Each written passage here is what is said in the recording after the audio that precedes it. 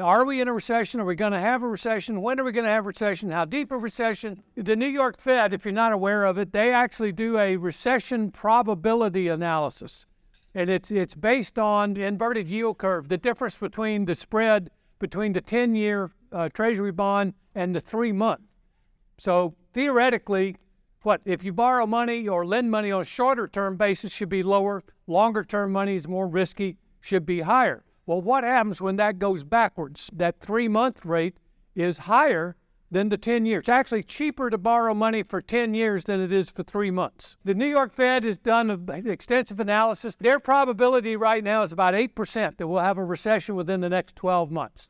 That sounds pretty low to me. 8% is not a real high probability.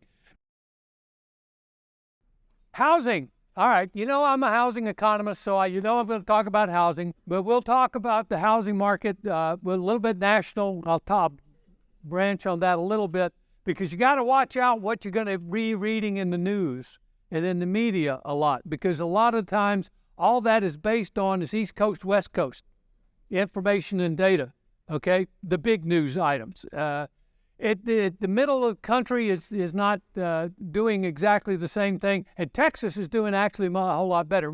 We're not immune from some of the slowdown because 6.5%, 6.25% interest rates, you got to live with it. We may live with it for a little while. Very interesting housing market, and a lot of the housing economists would have always told you that this couldn't happen. How can sales be down and prices be up? But we're finding that is true. It's true nationally, it's true at the state level, and it's true at the local level. It's very consistent. Sales are down. Why are sales down? Interest rates are up. Prices are up. People are finally figuring out, hey, it's real expensive to go buy a house. Some of the big price changes have occurred in the higher price market than in the lower price market, incidentally. That house that was selling for $1.5 million in Houston is now selling for $1.2 million or $1.1 million, if it's selling at all, and it's taken 60 days to sell it instead of 3. So we're seeing those kinds of slowdowns happen.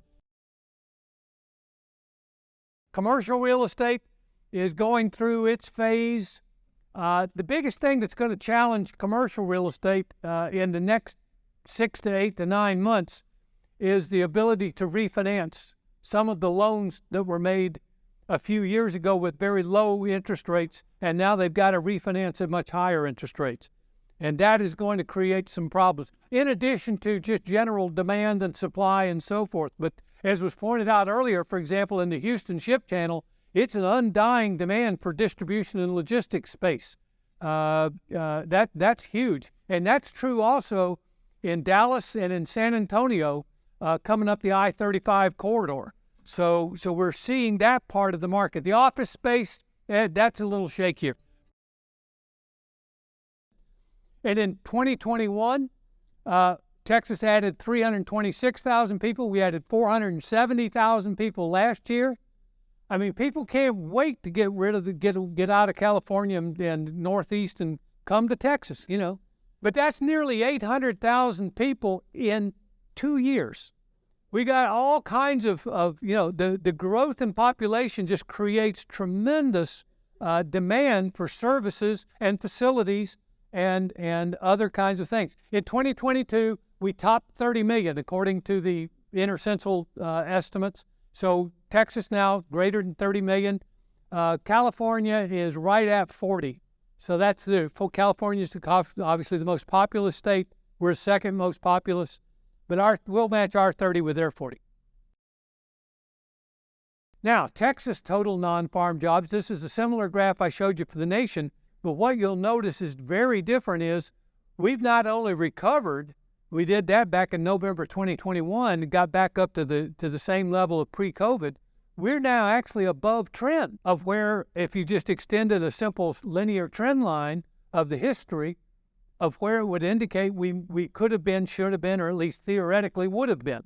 We're ahead of the level. And incidentally, the December numbers just came out yesterday. It's 13,703. It was another 29,500 jobs more than November. And incidentally, that was the most add for any state in the union.